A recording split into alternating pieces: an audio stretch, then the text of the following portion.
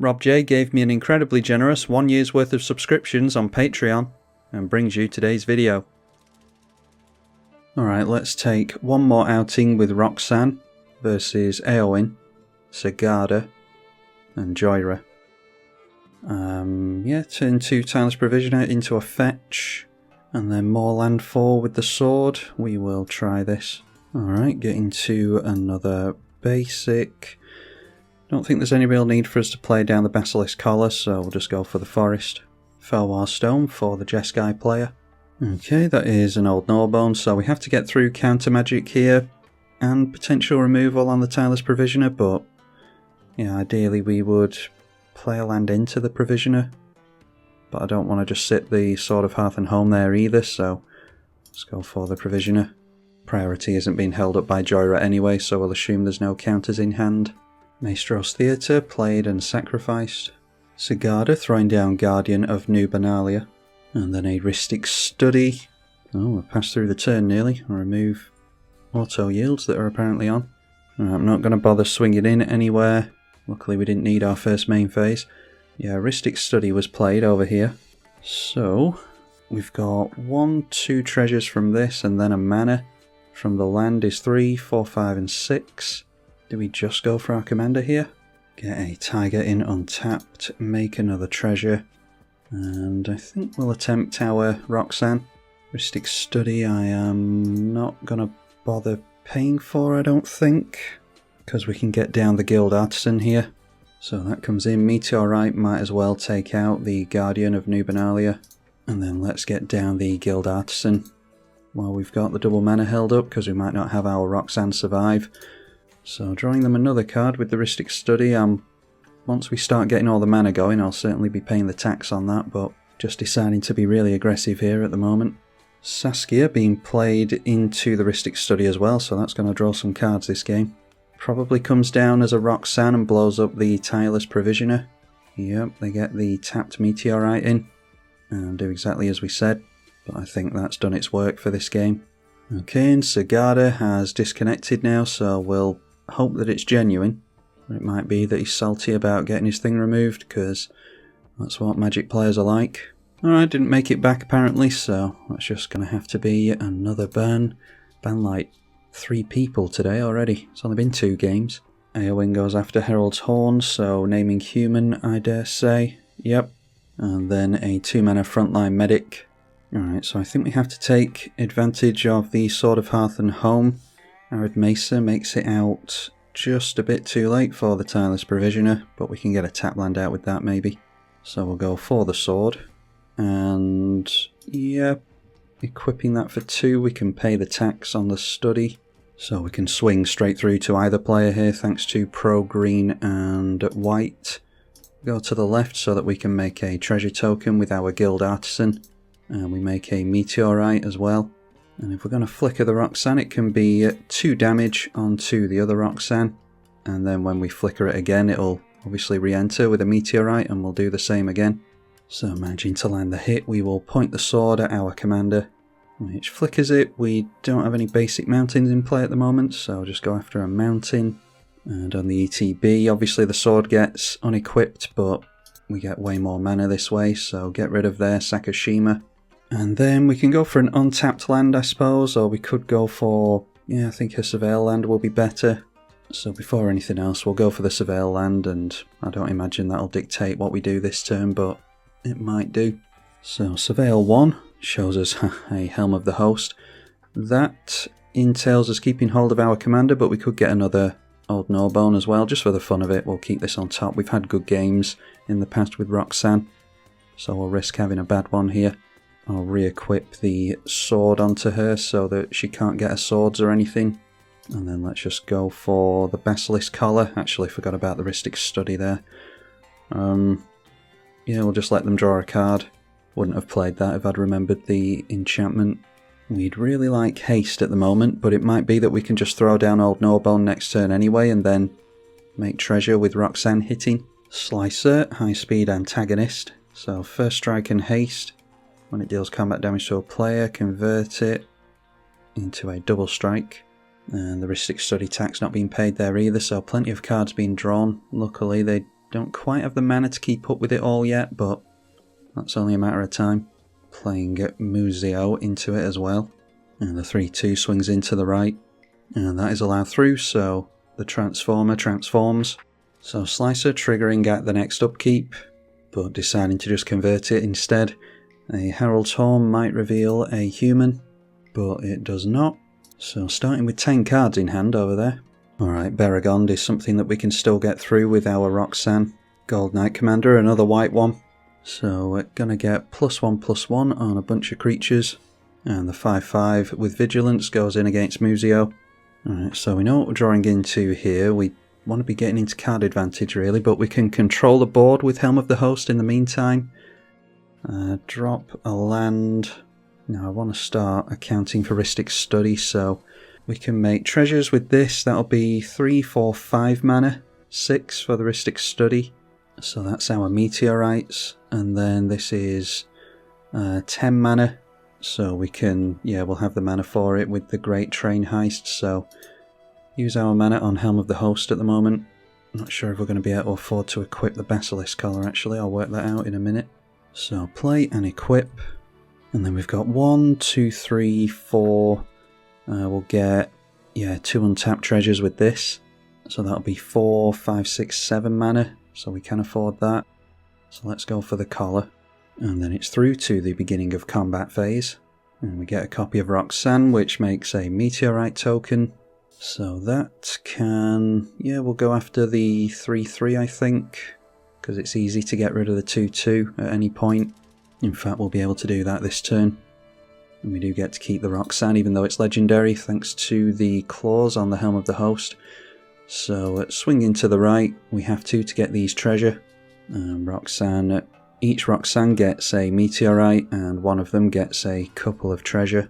So Meteorite taking out the Gold Knight, and the other one will take this thing out, and they can't block anyway. Or the commander they can't block, they can chump block the other one.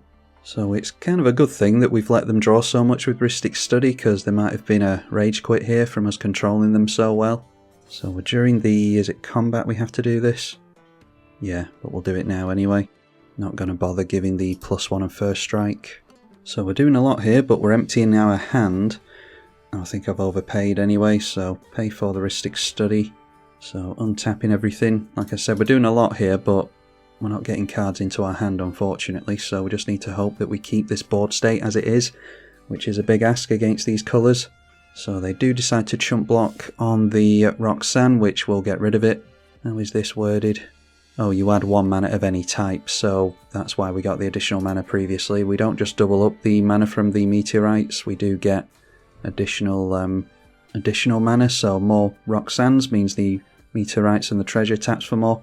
Not going to target the Roxanne with the Sword of Hearth and Home, but we do get treasure from the Great Heist, and more importantly we get an additional combat phase. Make another mountain. And then it's another beginning of combat phase, meaning we get another Helm of the Host trigger. So this time we'll go after the Museo, and both of our players are drawn for their life totals, so it doesn't matter who we attack with the Guild Artisan. I'll go in at the left.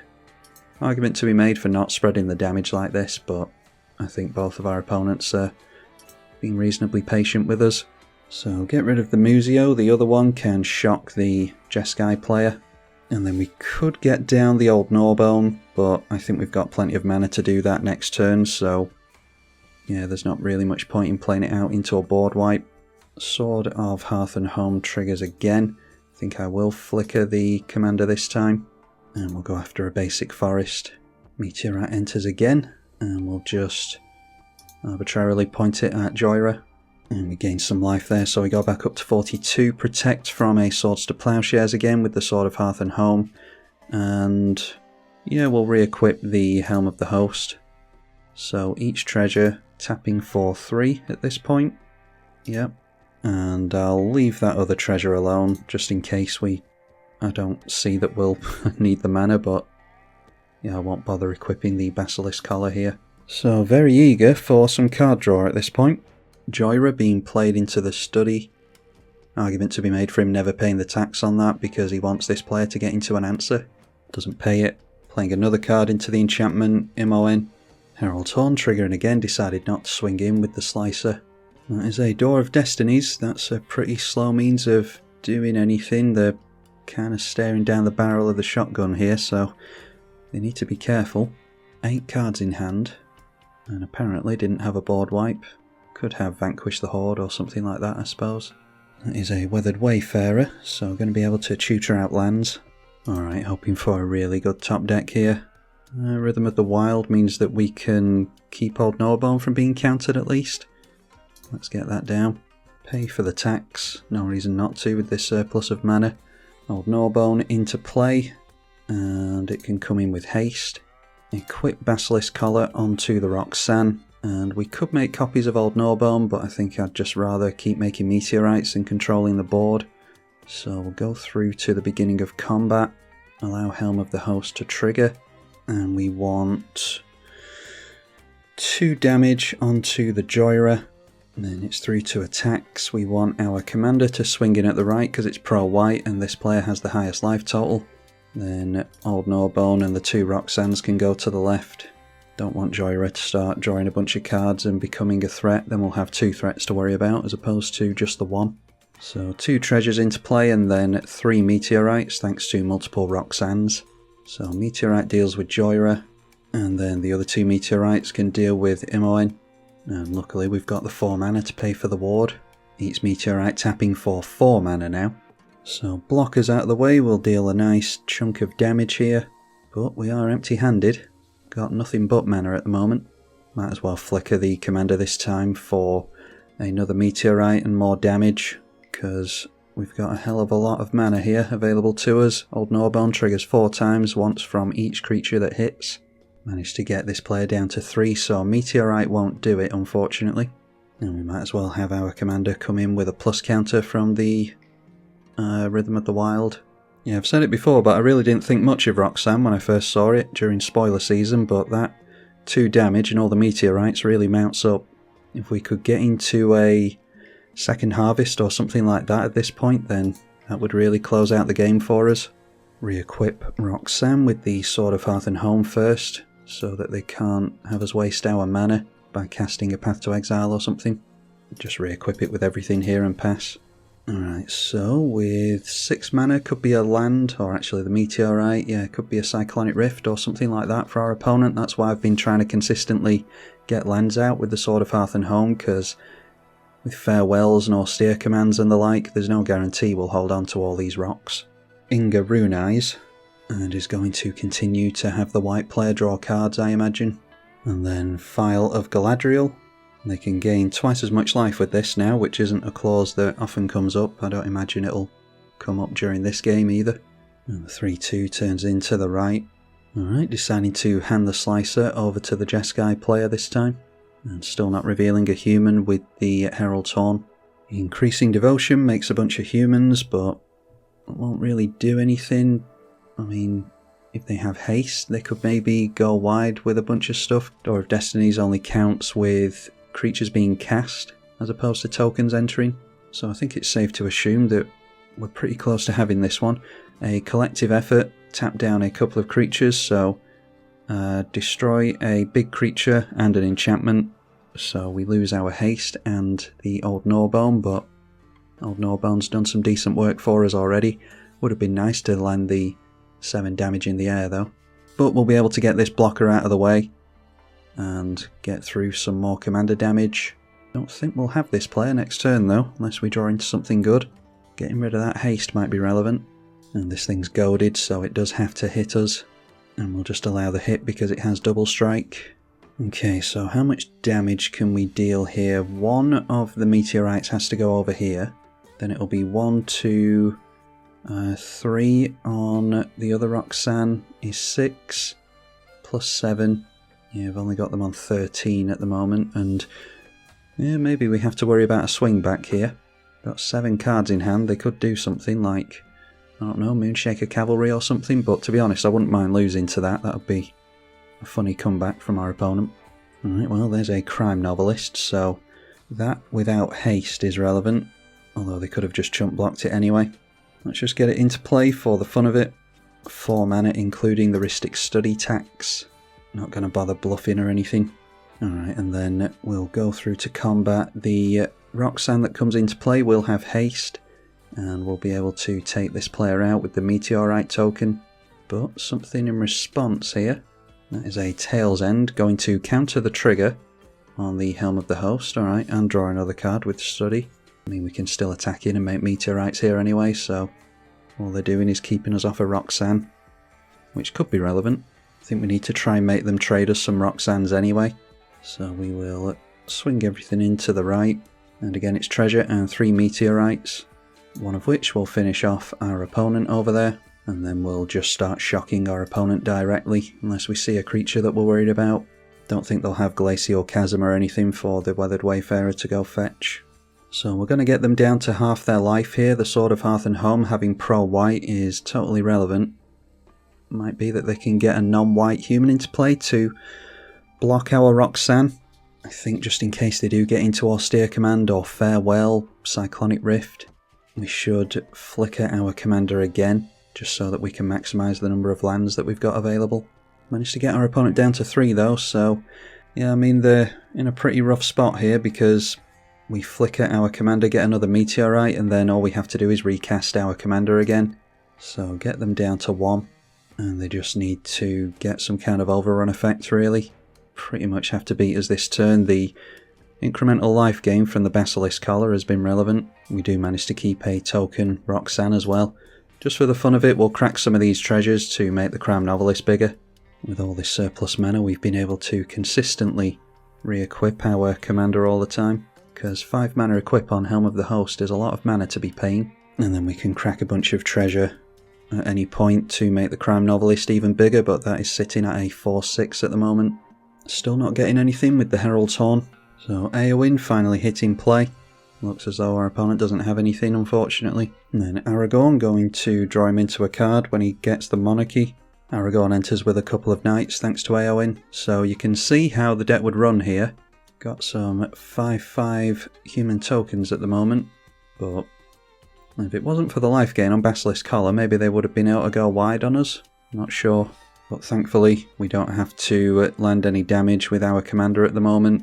And they've managed to get some non-white creatures into play.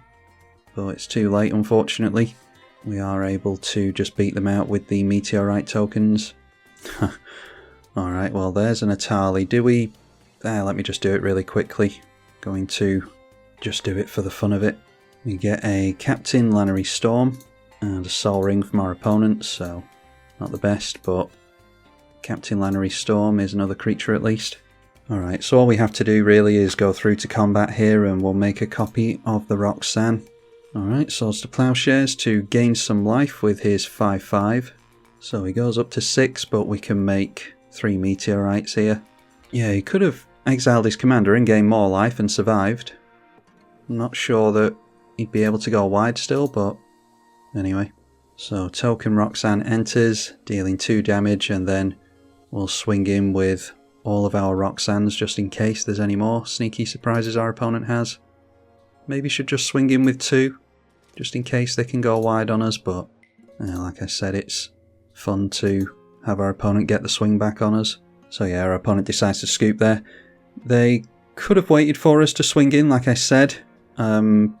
Made a block with this and then gone for the Swords to Plowshares onto that. Yeah, maybe they could have survived and got some kind of swing back on us, but I'm not sure what cards they have in hand, and well, neither of us know what they're going to draw into. Yeah, maybe they could have got us there. But like I said before, the Basilisk Collar lifelink really helped us out. That's really in here for Death Touch, so that it's easier to swing in with our commander. People don't want to block Death Touches. And in most of my attack-based decks, I do like to add a little bit of lifelink because it does tend to gain you turns over the course of the game. But anyway, it's yet another great game for Roxanne, Starfall Savant. An underrated commander in my opinion, and I underrated it myself during spoiler season, like I said. Hopefully you're all looking forward to Modern Horizons starting in the next few days. Big thank you to the patrons for their support of the channel. I'm tribalkai. Thank you for watching.